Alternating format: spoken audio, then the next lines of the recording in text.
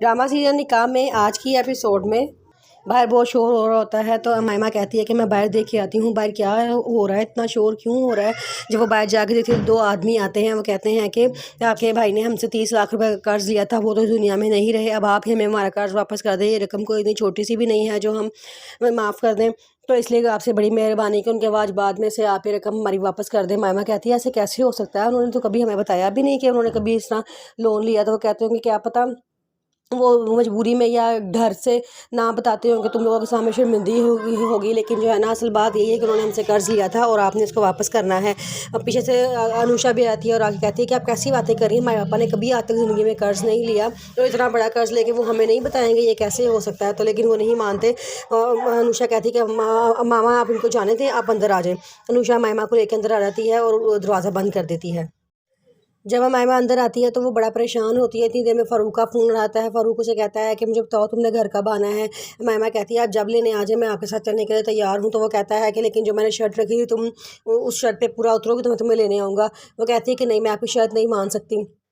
आगे से फ़ारूक कहता है चलो ठीक है, फिर मैं भी तुम्हें नहीं लेने आऊँगा।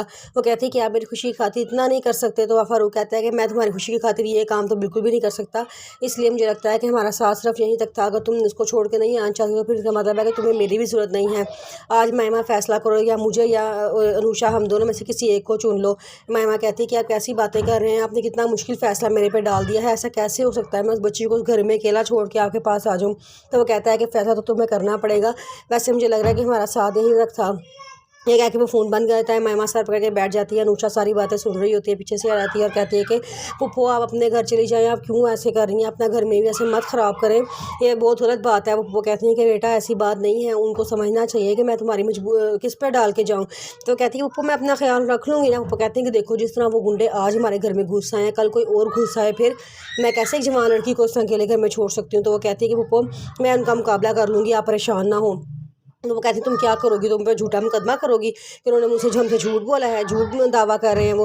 अनुषा कहती है हाँ तो करना पड़ेगा ना, कोर्ट कचहरी तक जाना पड़ेगा। वो कहती है कि हम जो भी करेंगे ना हम मिलके करेंगे, मैं तुम्हें अकेले को कुछ भी नहीं करने दूंगी और तुम इन सब मामले से ज़रा थोड़ा सा दूर ही रहो, मैं उसको खुद सब कुछ हैंडल कर लूँगी।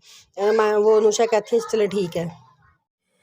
युसरा रैना से कहती है कि पापा ने पता नहीं क्यों उस तस्वीरों से शादी कर ली, आपको आपसे शादी करनी चाहिए थी, आप बहुत अच्छी हैं। तो वो आगे से कहती है कि एक तरफा मोहब्बत का यही नतीजा होता है, कभी हमेशा दुखी मिलते हैं, कभी खुशी नहीं मिलती, इसलिए मैं चाहती थी कि तुम्हें कभी ऐसा दुख ना मिले, लेकिन तुम मुझे कभी पीछे अकेला ना छोड़ना। वो कहती है कि आप फिक्र ना करें, मैं वो कभी नहीं छोड़ूंगी, मैं हमेशा आपके साथ हूँ। कह के वो रैना के गले लग जाती है और रैना बड़ा खुश होती है।